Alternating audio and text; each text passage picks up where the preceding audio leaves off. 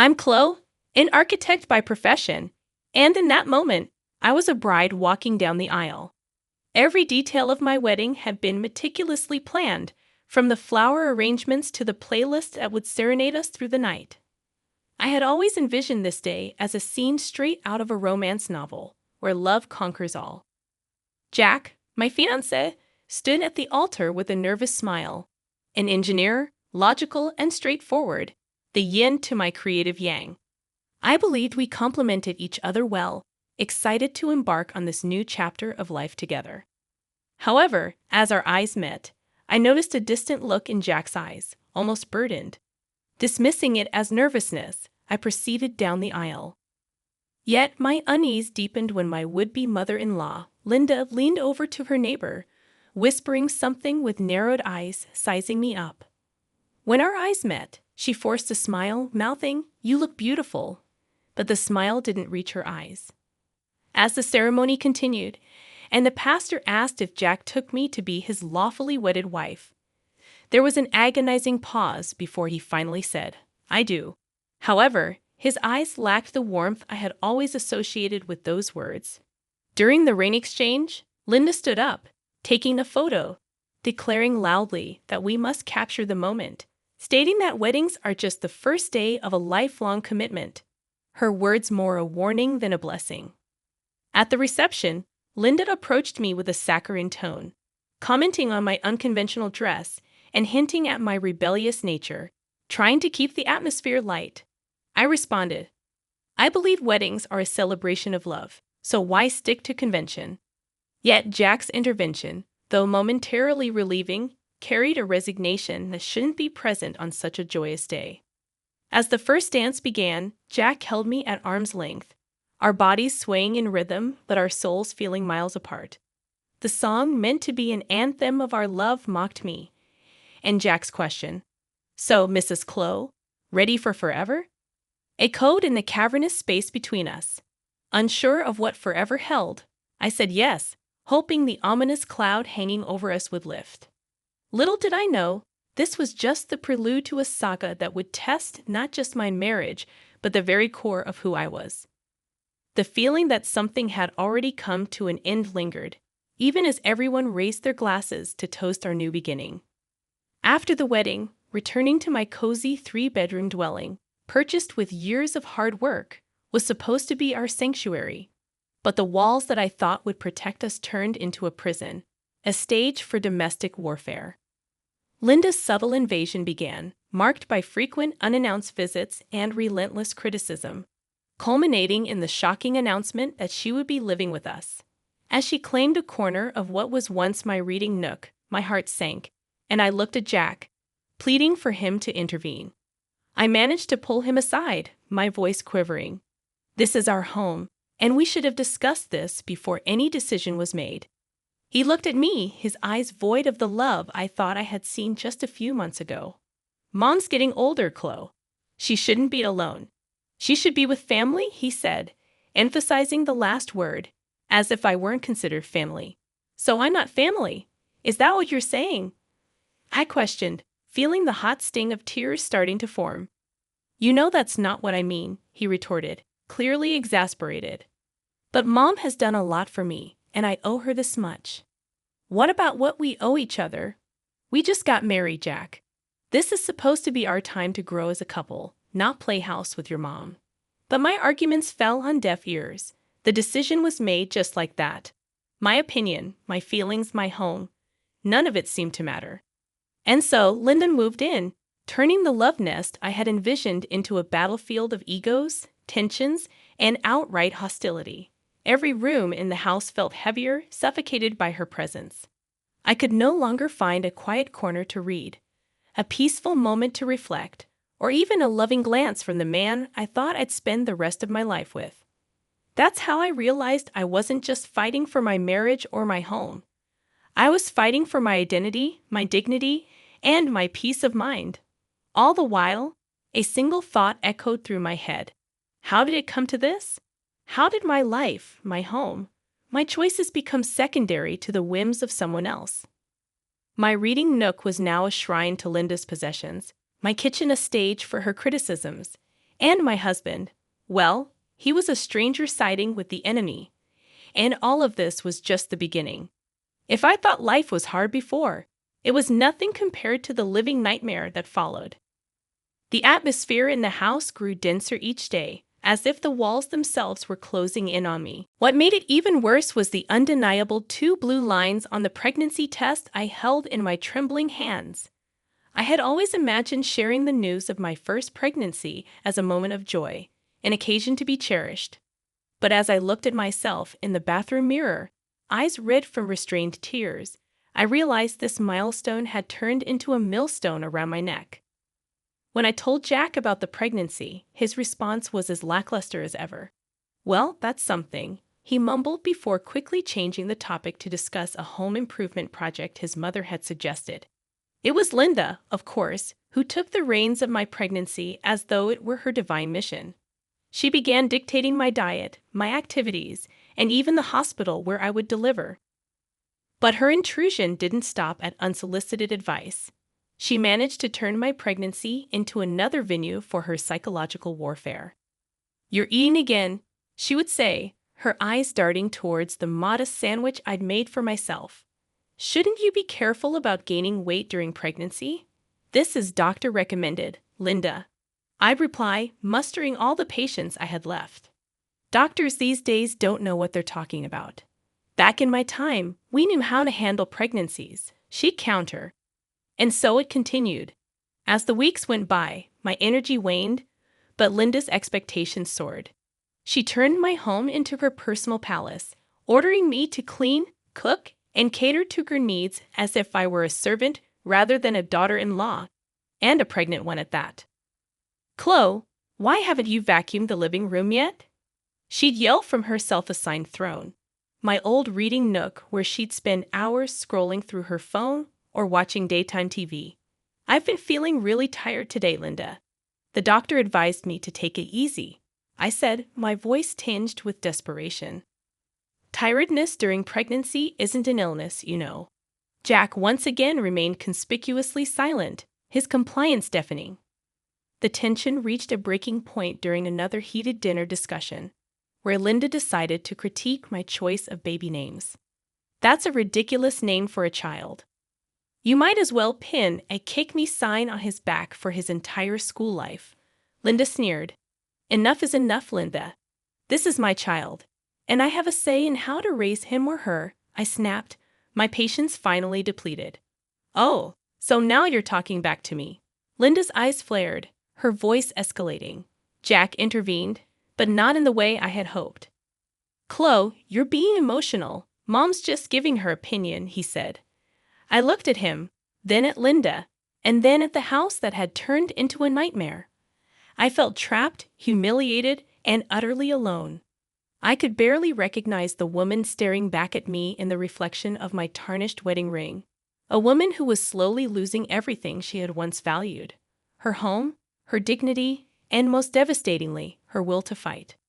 And that's when it happened, the ultimate betrayal. Linda, filled with venomous triumph, looked me dead in the eyes and said, "If you can't handle a simple family discussion, maybe you shouldn't be a part of this family." Jack said nothing. His silence spoke volumes, cutting deeper than any words ever could.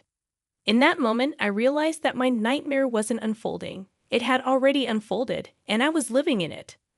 My life had become an unrecognizable maze of shattered hopes and suppressed sobs. I moved like a zombie through the rooms that no longer felt like my home. The baby inside me seemed to be the only living part of my existence, and I clung to that tiny spark of life as my last shred of hope. But even that was threatened. One cold evening marked my breaking point. We were having another one of those god-awful family dinners, where tension cut through the air like a knife. I had spent hours on my feet cooking a meal that I knew Linda would find fault with, no matter how perfect it was. Each critique was a jab, each scoff a slap. I knew another one was coming, and I braced myself for it. But when it finally came, it was worse than anything she'd said before. "You really think you're fit to be a mother if you can't even manage a household? What are you going to do with a baby?" Linda sneered. My heart sank into my stomach, each word a stab at my already fragile self-esteem. I felt my hands tremble, my eyes blur. But before I could say anything, Jack joined in, sealing my emotional fate. Mom has a point, Chloe. You need to step it up. We're going to be parents soon. That was it, the final straw. A bolt of anger mixed with a lifetime's worth of resentment and humiliation surged through me. Step it up, step it up. I shouted, surprising even myself with the intensity of my voice. I am carrying our child for months, managing our house, and putting up with relentless emotional abuse from your mother, and you tell me to step it up. Both Jack and Linda looked stunned, but I was on a roll. A volcano finally erupting after years of suppression. I'm done. I can't do this anymore, I said, my voice cracking. I won't raise my child in an environment where their mother is treated like dirt. If you two are what family means, then I don't want any part of it. With that, I left the table, leaving them both in speechless disbelief. I packed a small bag and headed for the door, my trembling hands struggling to turn the doorknob. That's when Linda decided to deliver her ultimate blow. Where do you think you're going? This is Jack's house, not yours. I turned around, my eyes locking onto hers. Actually, Linda, this is my house. I bought it, and I have every right to say who stays and who leaves. Chloe, don't do this. Let's talk about it, Jack pleaded, finally realizing the gravity of what was happening. There's nothing left to talk about, I said, tears streaming down my face. With that, I stepped out into the frigid night air, no coat, no plan, just an overwhelming urge to escape. As the door shut behind me, it felt like the closing chapter, the final act of a tragedy that had stretched on for too long. I began to walk, each step a painful reminder of the life I was leaving behind. I had no idea where I was going, but it didn't matter. For the first time in a long time, I felt like I was taking control of my destiny. But the cost of my newfound freedom was high, agonizingly high. The icy wind pierced through my thin clothes as I trudged along the deserted streets. I had walked for what felt like miles, lost in a haze of emotional and physical exhaustion. I was almost there, almost at my parents' house, a sanctuary from the hell my life had become, when my foot caught on an uneven slab of pavement. I stumbled, twisting my ankle painfully as I fell to the ground. The pain was sharp, but it couldn't match the ache in my heart. Limping and teary-eyed, I finally made it to my parents' doorstep. The look of horror on their faces as they opened the door told me everything I needed to know. My breaking point had come, a long overdue fracture in a life burdened with far too many cracks. As they rushed me to the hospital, I knew something had to change. I couldn't go back, not to the house, not to Jack, and certainly not to the woman I had become. My breaking point wasn't just an end, it was also a beginning, a painful but necessary step toward reclaiming the life that had been taken from me. Hospital rooms have a peculiar way of forcing reality upon you. As I lay there, my sprained ankle elevated, and my body checked for any complications due to my fall. I felt a mix of relief and apprehension. My parents were there, their faces etched with concern and quiet fury over what had transpired. They'd always suspected that my marriage was far from ideal, but the depths of its dysfunction had finally been laid bare. Chloe, sweetheart, what are you going to do now? My mom finally broke the silence, her voice heavy with worry. I don't know, Mom, but what I do know is that I can't go back to that life. Not now, not ever, I replied, my own voice firmer than I expected. My dad, who had been pacing the room, finally spoke. Your mother and I will support whatever decision you make, but you need to think about your future and the future of your child, he said. I nodded, having been doing nothing but thinking, my mind a labyrinth of potential scenarios, each one fraught with uncertainty but also tinged with the promise of freedom. It was then that my phone buzzed. It was a text from Jack. Chloe, where are you? We need to talk. Ignoring the text, I switched off my phone. Whatever he had to say, it was too little, too late. I was done talking. My actions would speak louder than his words ever could. My first move was a call to a family lawyer, a decisive step in putting an end to my disastrous marriage. With my parents by my side, We discussed divorce proceedings, child custody, and alimony. There was something chillingly clinical about dissecting a failed relationship in legal terms, but it also instilled in me a sense of empowerment. For the first time, I was taking control of my life, making choices that prioritized my well-being and that of my unborn child. A week later, Jack and Linda were served divorce papers and a notice of eviction from the house. My house. The lawyer also included a clause for a hefty child support payment and financial compensation for the emotional distress I had endured. It felt drastic but necessary, a harsh severing of the bonds that had chained me for so long. When I finally turned my phone back on, I was bombarded by a flurry of messages and missed calls from Jack. "Chloe, please, can we talk about this?" I didn't realize how bad things had gotten. Followed by another message, "I'm sorry, Chloe. I never wanted any of this to happen. Let's find a way to make it right." For a fleeting moment, I was tempted to call him back, to hear him out. But then I remembered the long nights of humiliation, the years of emotional neglect, and Linda's insidious cruelty that he had silently endorsed.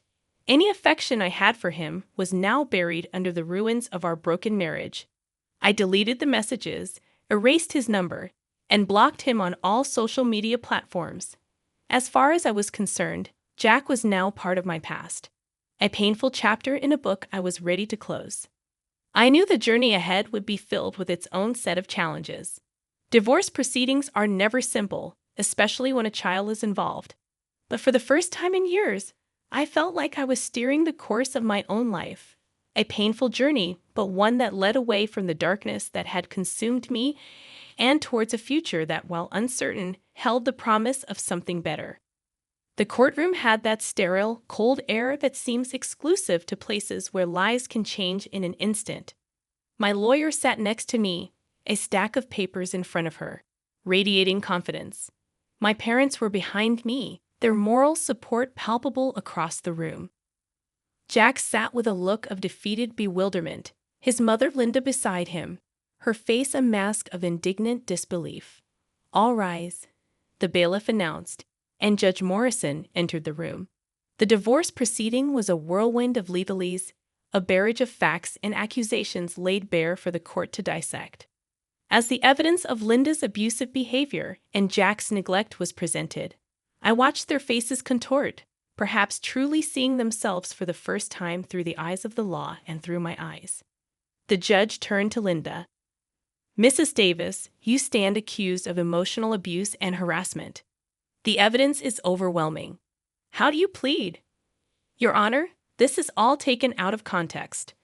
I was only looking out for my son's well-being," Linda stammered, her voice lacking its usual arrogance. "It appears your definition of well-being is quite twisted," Judge Morrison retorted, clearly unimpressed. Finally, the judge rendered her verdict. "The court hereby grants Chloe Davis a full divorce from Jack Davis. Custody of the unborn child will be given to Chloe. Jack Davis, you are required to pay child support as determined by the state. And Mrs. Linda Davis, considering the extensive evidence of your emotional abuse and harassment, I'm fining you $100,000 for your actions." I felt a weight lift off my shoulders as the gavel came down, but it was a bittersweet relief. My marriage had ended, not with a bang, but with a quiet rustling of legal papers. I was free, but at a cost I never could have imagined when I said, "I do." As we left the courtroom, Jack approached me, a lost look in his eyes. "Chloe, I'm so sorry. I never thought we'd end up here." I stared at him, seeing the man I had once thought I would spend my life with, and all I felt was a void where love used to be. "I didn't think so either, Jack, but here we are." "It's too late for sorry now," I said, turning my back on him and walking away. Linda tried to make eye contact as I passed her, perhaps seeking some form of acknowledgement or forgiveness, but I gave her none. She had taken so much from me. I wouldn't give her the satisfaction of knowing she still mattered. When I stepped out of the courthouse, the sun seemed a little brighter, the world a bit more colorful. It was as if I was seeing everything through new eyes not clouded by constant anxiety and emotional distress. It was the beginning of a new chapter for me, one written on my own terms. My mother hugged me tightly, tears in her eyes. "You did it, Chloe. You're free, and it's all thanks to you and Dad." "I couldn't have gone through this without your support," I replied, grateful beyond words. "We'll always be here for you," Dad said, joining in the group hug. "And for your new beginning."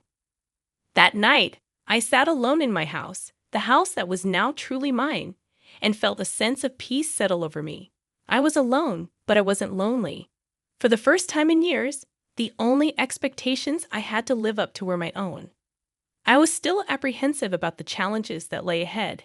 After all, I was going to be a single mother with all the responsibilities that entailed. But as I touched my belly, feeling the gentle stirrings of my unborn child, I knew it would be okay. My painful journey had led me to this reckoning, and while scars remained, they were now a part of a story of survival, not defeat. I was ready for whatever came next, not because I had to be, but because I chose to be, and that made all the difference.